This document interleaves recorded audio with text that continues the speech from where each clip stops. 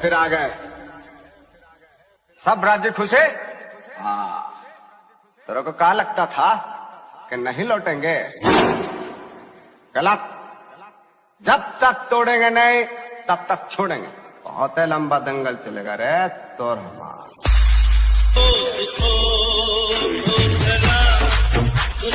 चाचा सुनो ये चाची, सुनो ये चाचा, चल जाई तू भुलाई।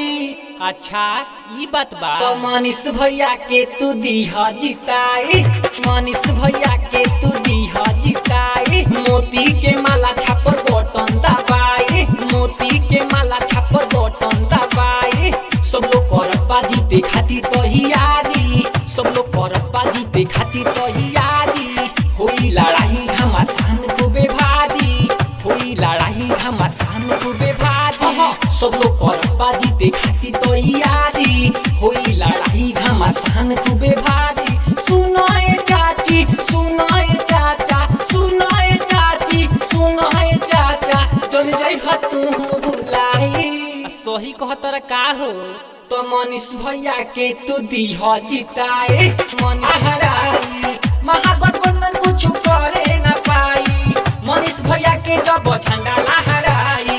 इहे ऐलान अब सकरी सुनात बा, पूरा युवा के सपोर्ट उनका साथ बा। ए मोरे भैया आइल बा समैया, ए मोरे भैया आइल बा समैया, सबके दीहा तू देखाई। जरूर दिखाई रे भैया।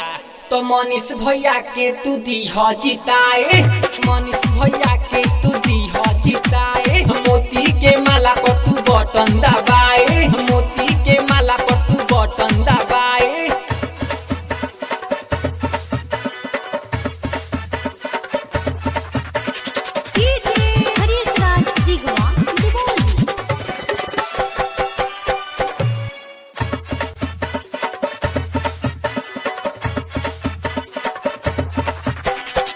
मनीष भैया बहुत लंबा दंगल चलेगा रे तोर हमारा।